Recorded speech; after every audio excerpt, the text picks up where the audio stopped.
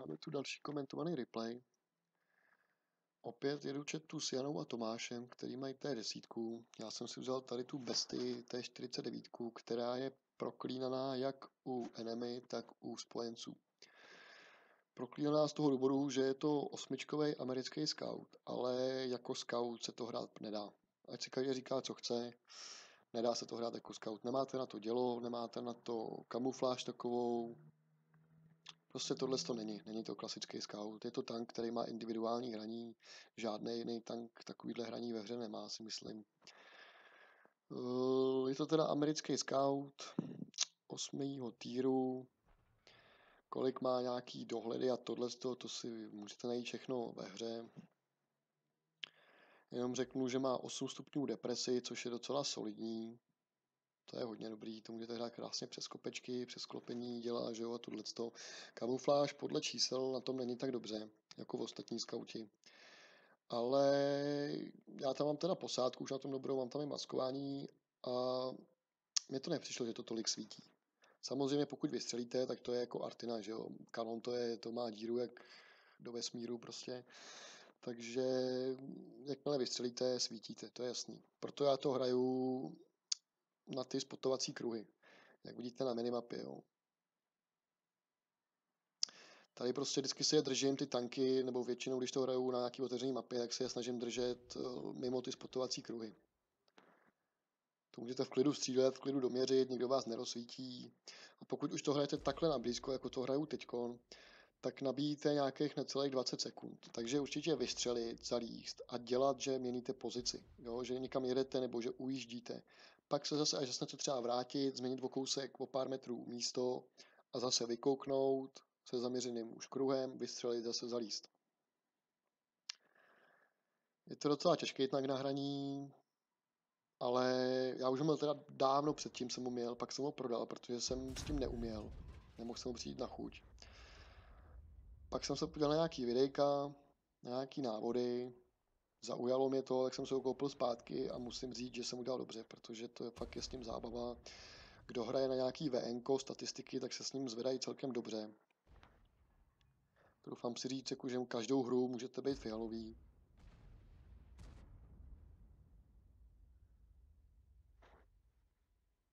Nejhorší na tomhle tom je zaměřit ten kruh, jo, protože jak vidíte, ten kruh je hrozně velký. A vy čekáte třeba 2-3 sekundy, než se vůbec začne stahovat. A další 3 sekundy, než se stáhne. Jo. Takže fakt třeba nějakých 6 sekund čekáte, než můžete vůbec vystřelit. Určitě nedoporučuji střílet, pokud ten kruh není totálně doměřený. Jo. Pokud máte trošku nedoměřený, tak je hodně velká šance, že netrefíte.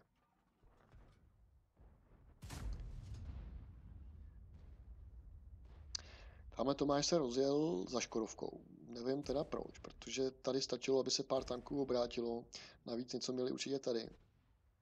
Takže tam měl úplně nesmyslně. Jo. Nevím, co to napadlo, jsme asi moc nekomunikovali zrovna. Jana taky už tamhle, 100 HPček, bum, mrtvá. Bohužel, to tam ale drželi to tam. Ona pak říkala na TSku, že tam to prase, to E-kilo, že tam docela dělal Braigl nějaký a vrátilo tam do tanků, no. Bohužel to je public, no, to prostě vám nezbývá nic jiného, než se přemístit na jinou pozici, než se tam s ním, že ho, pošťuchovat. To stejně nemá význam.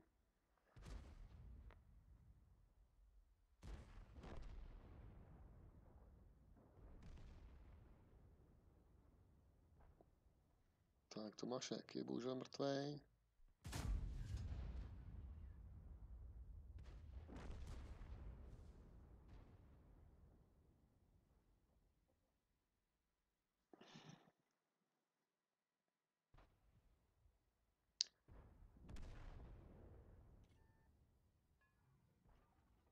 No, teď to myslím dostanou oba dva. Jo, jeden dostal pásy, druhý dostal i damage a pásy. To je výhoda u tohohle tanku, jo, protože to vlastně střílíte hečkama. Nevím přesně, kolik to má splash. Nějaký pár metrů to bude, goldová munice má víc, takže vy prostě, když to trefíte mezi 2-3 tanky, tak to dostanou všichni, nebo dostanou aspoň pásy nebo něco, jo. Jo, tady je střela pěkná do boku, E75, pásy dole. To docela tady s tím pomáháte týmu, no, s těma pásama. 5-7. Tady si všimněte toho Pershinga a toho RHMka. Ty tam stály celou dobu od začátku hry až do konce. Jo. Tam byly nějaký, jak sloupy tam stály. No. Prostě nevím, jestli to byli nějaký začátečníci nebo co, ale moc nám teda nepomohli no, s tou hrou. Tak, tady už byl ten pattern, musel jsem se dělat tu levou stranu. Jo. Ten, kdyby padnul ten pattern, tak já musím zmizet, protože by mi byli dozad. Ale tady jsem věděl, že Jack Tiger je na pásech, takže ho zkusím dodělat. A tady kdybych pověl o trošku víc a střelil doprava ještě víc, tak bych možná vyndal i tu Škodovku tím splashem. Což teda to mi zrovna v tu chvíli nenapadlo. A tady jsem si myslel, že to VKčko pojede na tu 1390. Ten bych ho zepředu asi nevyndal. Tak jsem mu chtěl pomoct. Tady se teda neobjevil, takže jsem si řekl, jede určitě na toho Petna. A jelikož on to tam celou dobu držel, byl to taková zeď, aby mi nebyli dozad, tak jsem mu jel pomoct tam, jo. Tady se teda objevil, věděl jsem, že to VKčko nesklopí dělo, hlavně se otáčí pomalu, mám ho, takže vím, jaký to je stroj. No a ten padnu. V téhle chvíli mě jediné, co mi napadlo, vjet na tu Škodovku, rychle tu vyndat, případně pak jet sem někam a tady to vyndat, než se vrátí ty těžáci. Navíc byli v Četě, ta E5 s E4, takže se určitě domlouvali. Tak, tady jsem teda vyndal přes auto aim, co bylo za štěstí. Ten auto aim moc často nepoužívám u tohohle tanku, protože to lítá mimo. Takže pomůžu teď tomu Jack Pantherovi tady, našemu. Nevím, proč tyhle dva už nesli dolů a nejeli mu pomoct, jako jo. Tam asi budovali nějakou civilizaci, nebo nevím.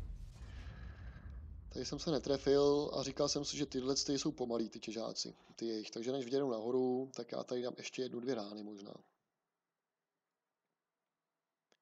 Navíc oni by tady nesklopili ani dělo. No, to já bych mezi tím zdrhnul někam. Tenhle ten má dobrou akceleraci.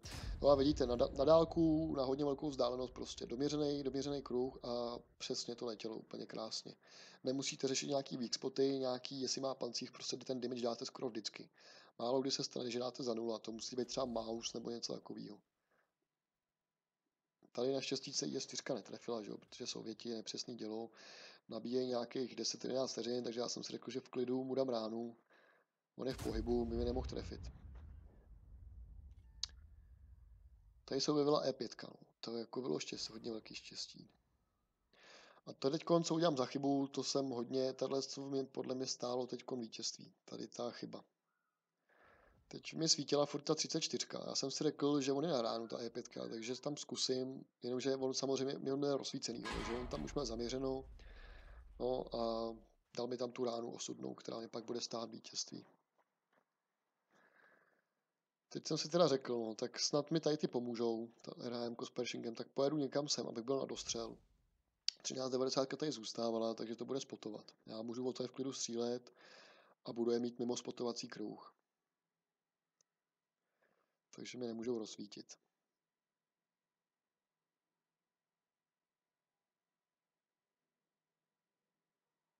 No, vidíte, že ten tank je celkem pohyblivý, má dobrou akceleraci. Dal jsem si tam ramování na ten tank, protože když potkáte třeba tou 1390 nějakého jiného skauta nepřátelského a dáte mu za 1000, za 900, tak je mu zbyde 100 a on vás ustřílí, než nabijete. Proto tam mám ramování, abych vždycky ho doramoval, jo, případně. Tamhle se zbytečně nechá vyndat. Ta 1390. No a tady ta 34 podle mě neměla žárovku, nebo to byl nějaký začátečník, nevím. Protože teď musel vědět, že tu ránu dostal vlastně tady odsaď, že jo. No, to vidíte, že jo, tady vám to ukazuje, ten indikátor, odkud ta střela letěla. A za chvilku ho to bude stát život, no. No, to RHM s Pershingem, nevím, ty tam fakt, nevím, co tam dělali. Tady jsem si myslel, že ho ještě stihnu, bohužel teda tady vidíte, jak to hrozně dlouho doměřuje. A ono, kdyby to doměřovalo rychlejš, tak je to hrozně OP tank teda, no. Když já si myslím, že je OP už teď. Tak a teď on se musel rozsvítit, že jo, tady. A věděl, že tu ránu, nebo měl by to vědět, že dostal tu ránu odsaď. A on tady furt jede dál. Jede tady v podstatě do té díry a to stálo život, no. Tak mi došly teďko náboje, no. Já jsem to zjistil až díl, takže jsem teď měl nabitý hýty, což teda jako penetrace 170, 152. To asi na tu IS-4 by nestačilo, to bych se musel hodně dobře trefit. Ty hity skoro vůbec nepoužívám. Samozřejmě může se stát, že potkáte něco ze zádu, ale moc se nepoužívám.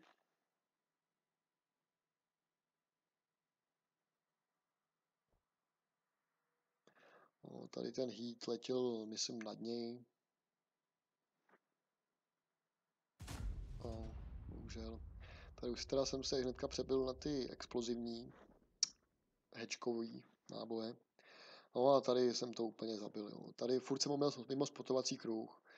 Jenomže mě mohlo napadnout, že on si pojede pro toho Pershinga nejkratší cestou, takže prostě se objeví někde tady. Já teda myslel, že ten cache mi tady udělá trošku stěnu jako kamufláž a že tady bude nějaký dělíček, do kterého se schovám. No. Může to myslet je prd vědět a teď jsem se rozsvítil všechno do kopce. Samozřejmě úplně snadná kořist. No, tohleto a ta rána od té E5, jak jsem byl tady, tak to vlastně mě prohrálo. To jsem udělal blbost, osudové chyby, bohužel, no, to už nevrátím. Takže děkuji za sledování, snad se vám to líbilo. Pokud někdo rozmýšlí nad tím strojem, nad touto E49, určitě neváhejte, ale doporučuji se podívat napřed na nějaký videa, jo, protože ty tanky předtím, jako je Bulldog, T-37 a tak dále, to se hraje úplně jinak. Pak skočíte do té 49 a je to docela šok. Takže doporučuji se podívat na nějaký videa a vydržet u toho. Budete pak odměněný spoustou zábavy na publiku. Takže ahoj a děkuji za sledování.